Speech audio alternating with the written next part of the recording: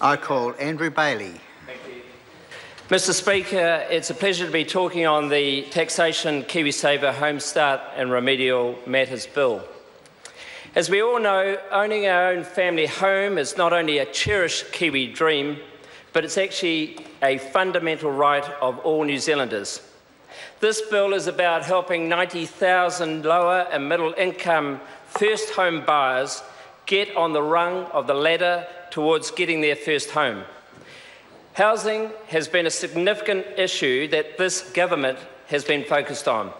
We have approached it both ends in terms of trying to address the problem, namely towards assisting couples to find the deposit for their first home and also to try to increase the supply of new homes, particularly in Auckland and Christchurch. With regard to the second issue, the supply of housing, it is one of the most long-standing issues and many governments have previously ignored or chosen not to deal with this issue. When the Prime Minister made a statement on 28th this year on social housing, he was committing this government to actually doing something about it. It's great to see the new special housing areas coming into action with 100 across the country and 80 in Auckland. In my own electorate, we have one of the largest special housing zones being Wesley, which will create between 4,000 and 4,500 new homes over the coming years, as well as Belmont, also in Pukekohe, which will bring in an additional 700 homes. I've listened to some of the earlier speakers, including Mr. Grant Robertson from Wellington. My suggestion to Mr. Robertson is that he needs to get out and about. In my own electorate in Henua, I can talk to you about the number of new developments that are already underway. For example, if he chose to get in a car from the Auckland airport and drive out to Beecham's Maraetai, probably 50-minute drive, he would observe that there's a population of roughly 8,500 people, and by the year 2021 there will be 17,500 people in that area alone. And when he drove around that area for the first time, no doubt, he would observe great areas that have already been bulldozed, site works will advance, and the sections will be on the market in some areas already, and other sections coming to the market over the next few months. There is a staggering amount of new developments there. If he then continued in his hired car and drove to Clevedon, a matter of about 20 minutes drive, he would come across a place called Clevedon, one of the great places of my electorate. There he would observe, if he stopped for long enough, an area that will create 700 new homes over the next couple of years. If he travelled south to Pukekohe, he would then not only observe those two large social housing areas, which will be in addition of 5,500 homes, but if he also drove along to the Pukekohe east, he would observe the diggers, the loaders, the trucks undertaking significant earthworks that will create additional thousands of homes in my area. In fact, for my electorate, one of the biggest issues I've got is there's going to be an avalanche of homes. And to get the council to support that with infrastructure is one of the major issues. But in terms of the number of new homes coming on market, they are substantial, they're real, and you can see them if you actually chose to get out and about. And what most people don't realise, just going back to the issue of social housing designations, is that the key requirement of those is that the developers, and I know that for some that sounds a very dreadful word, but for developers, a crucial requirement is that they need to build amongst that group of housing is an element of affordable homes. And Pukekohe is going to be the better for it. Both of these two large social housing areas in my area will be important contributors towards addressing the issue of supply, which for too long has been stifled. I just want to quote some stats because, again, there's no factual basis to a number of the presentations tonight.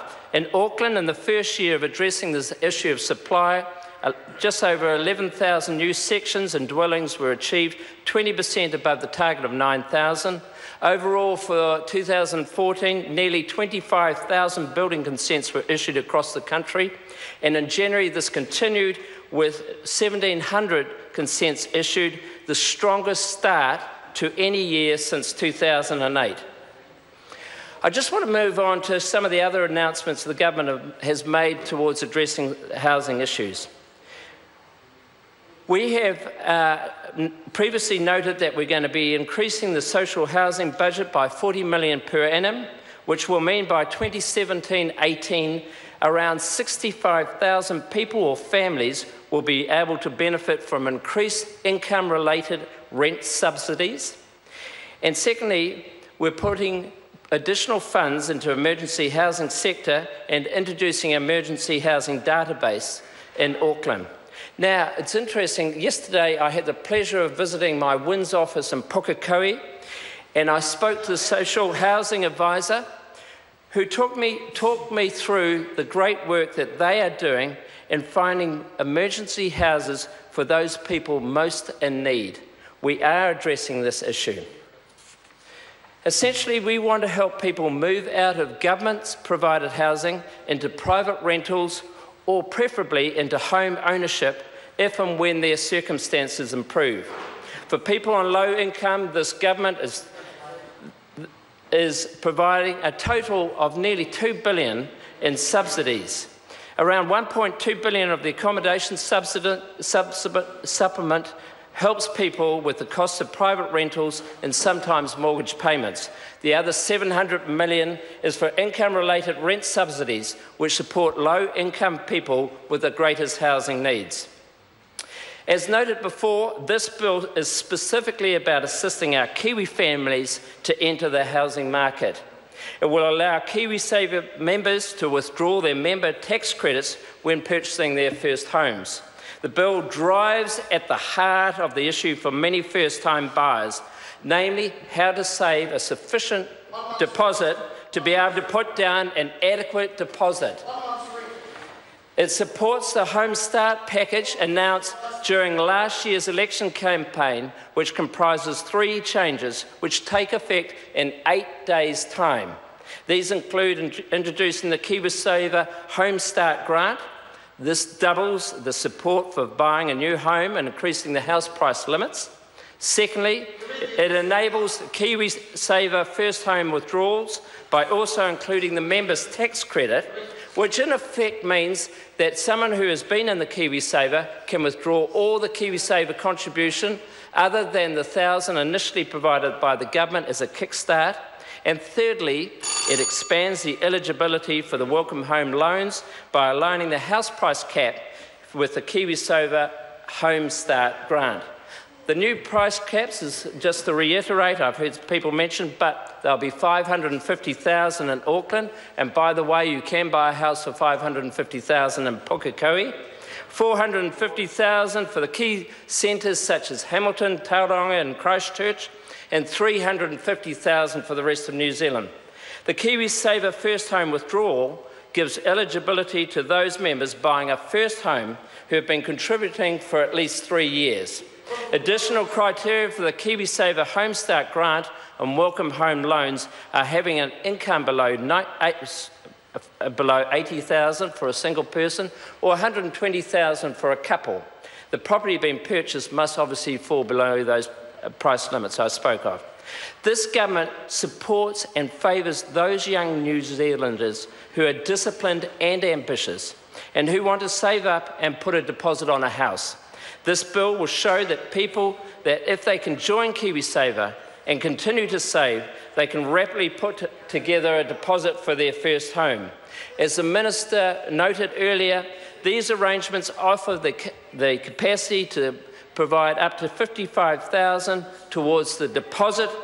It is a welcome addition. And these provisions, together with the low interest environment that we have helped to bring about in this country, means that our first-time owners have the better opportunity to acquire their new home. Thank you very much. I understand the next